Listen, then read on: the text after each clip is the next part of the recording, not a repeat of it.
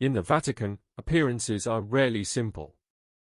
What seems ordinary often carries layers of meaning, and what goes unsaid can speak more loudly than any declaration. Gestures matter. Silence has weight. An absence, especially when it comes without explanation, can become a message in itself. This is particularly true at the heart of the Catholic Church, where liturgy is never just ritual.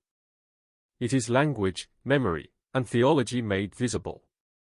Every movement, every pause, every posture is deliberate. Liturgy does not merely express belief, it reveals how the Church understands herself. This is why the sudden disappearance of a key figure from papal liturgy unsettled so many observers. It was not just a change in personnel. It felt like something deeper had shifted. In the days leading up to Christmas, a time usually filled with quiet expectation and sacred joy, something changed within the Vatican. There were no announcements, no press conferences, no official statements. Yet those who watched closely sensed that something was wrong. A figure who had stood almost invisibly but indispensably beside the Pope during the most solemn celebrations was suddenly gone. That figure was Monsignor Marco Agostini. Until only days earlier, Agostini had been a steady presence for anyone attentive to the structure and rhythm of papal liturgy. He was not a public personality, not a man of interviews or statements.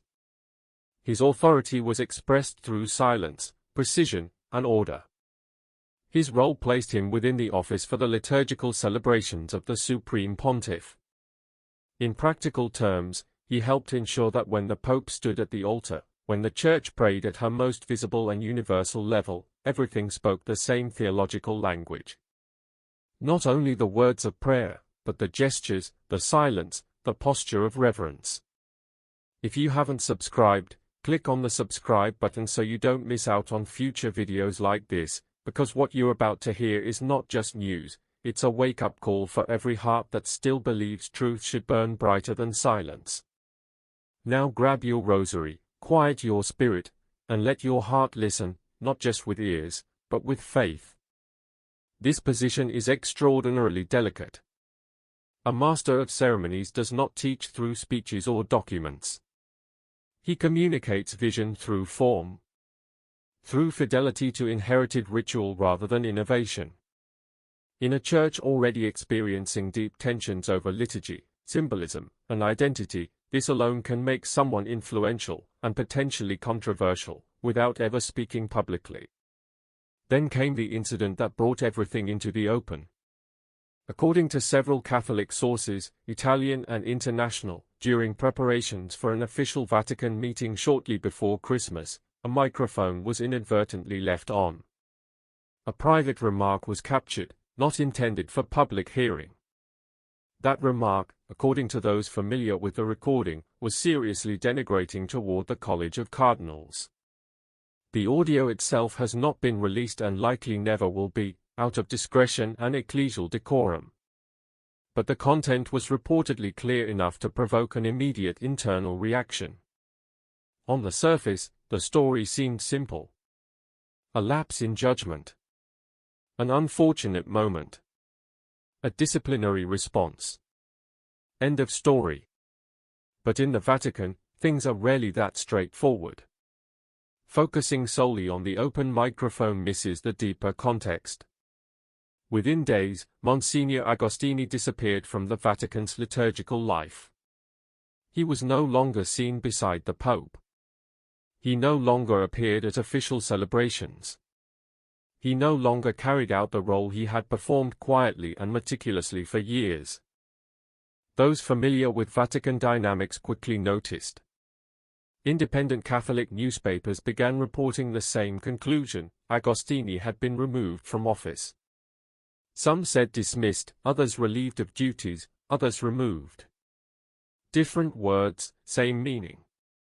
All reports pointed to a decision made by the reigning pontiff, Pope Leo XIV. Yet something crucial was missing. There was no official statement from the Vatican press office. No explanation.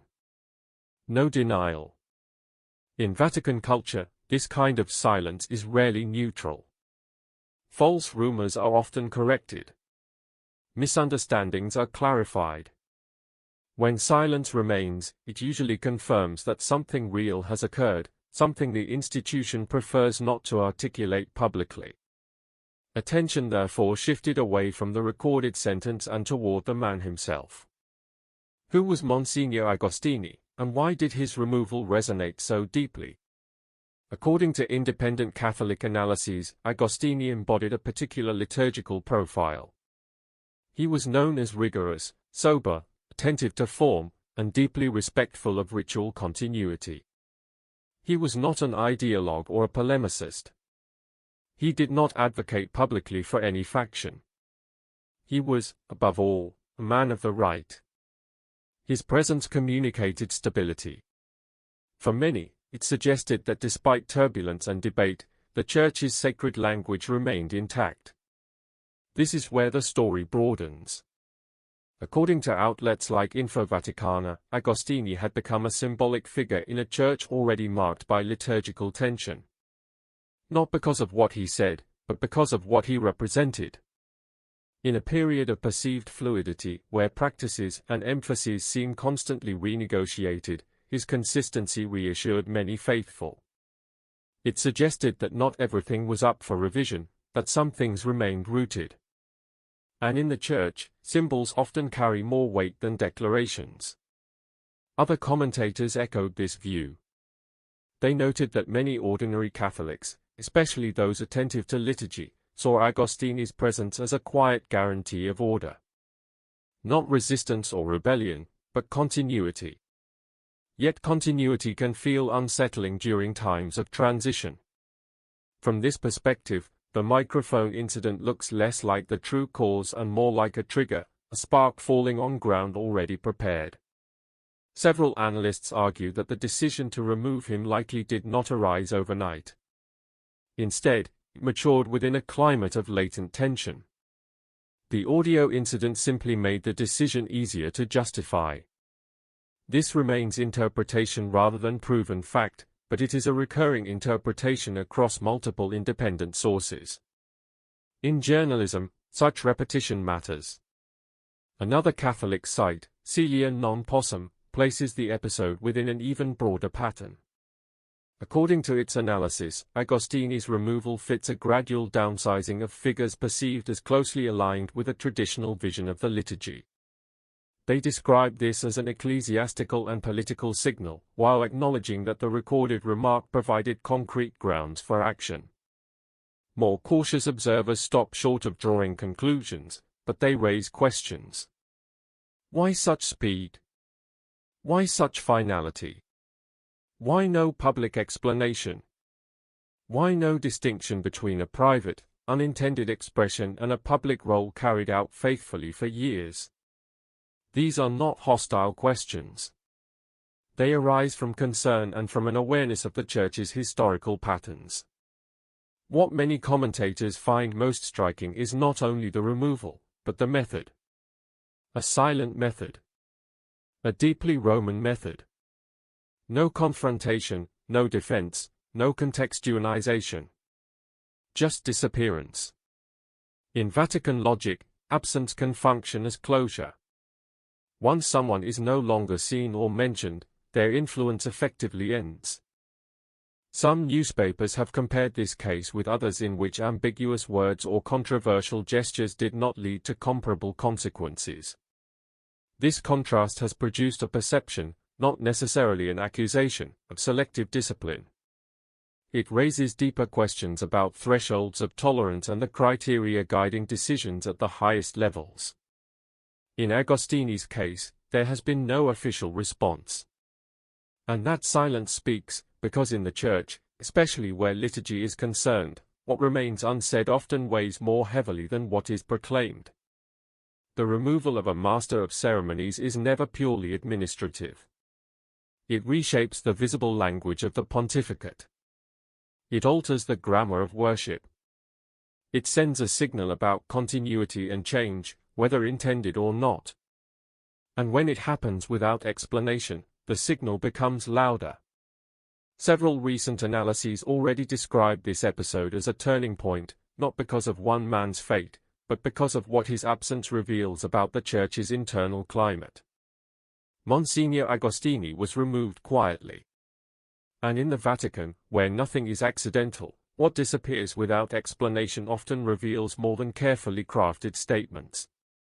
Something shifted, and those who know how to read the signs sensed that this was no ordinary incident. To understand why this unsettled so many Catholics, one must understand a basic truth often overlooked. In the Church, liturgy is power exercised quietly. It does not command armies or pass laws. It issues no press releases. Yet it shapes how millions understand God, authority, sacrifice, obedience, and hope. Those entrusted with liturgy, especially papal liturgy, occupy a role that is both humble and immensely influential. A Master of Ceremonies does not define doctrine or speak for the Pope, but he determines how the Church prays when the Pope prays. And how the Church prays shapes how she believes. This is why Agostini's removal cannot be reduced to a simple personnel change. His role was symbolic. Each time he stood near the Pope during a solemn Mass, he helped frame the Church's self-understanding. The rhythm of the rites, the discipline of silence, the fidelity to inherited gestures all passed through his hands. In a time when many feel the Church's liturgical language has become fragmented or inconsistent, consistency itself becomes a statement. For many faithful Catholics, Agostini represented predictability rooted in tradition. Not rigidity or nostalgia, but continuity. Yet continuity can feel like resistance during times of adaptation. This is the tension at the heart of the story. The Church today navigates a delicate balance between reform and memory, pastoral sensitivity and doctrinal clarity.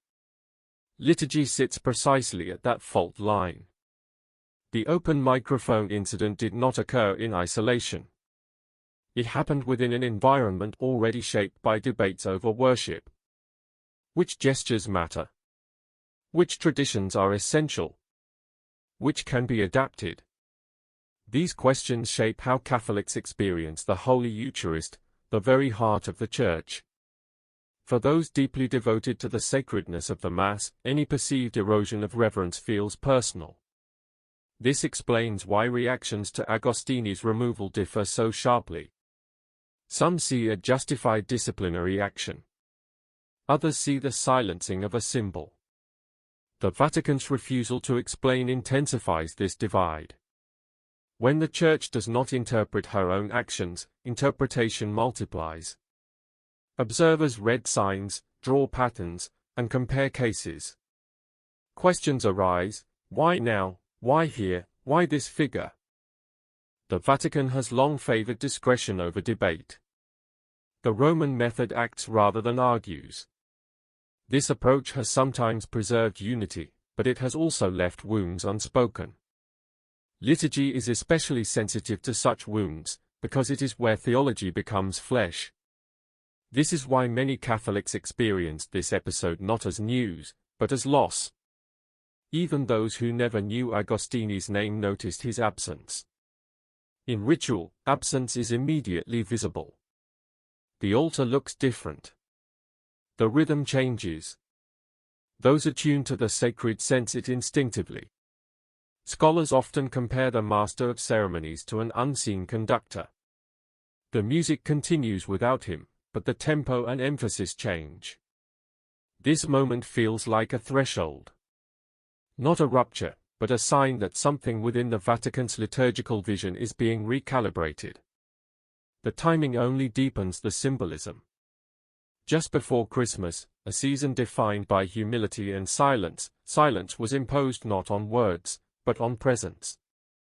Agostini offered no public defense. He did not explain or protest. He simply disappeared. In a church that venerates silence, this absence takes on almost biblical resonance. Biblical silence is never empty. It invites reflection. This is why speculation flourishes. Some see the beginning of a clearer trend. Others see an isolated case. Time will tell. But what is undeniable is that the Vatican chose not to speak, and that choice carries consequences. Silence travels in a global church. It unsettles and invites interpretation. For Catholics who love the liturgy and see the Eucharist as mystery rather than performance, such silence can feel like distance. Unity does not require uniformity, but it does require trust.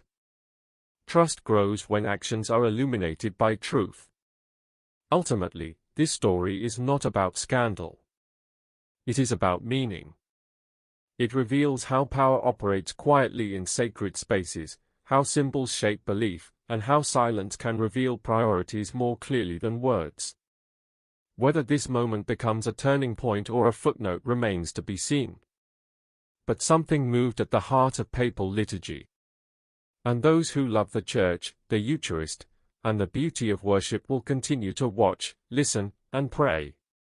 In the Church, history is written not only in documents, but in gestures, in silence, and sometimes, in disappearance. If this message touched your heart, like this video and share your thoughts in the comment or comment Amen and stay with us. More Eucharistic stories, deeper reflections, and holy insights are on the way. May Christ in the Eucharist be your light, your rest, your truth. Amen.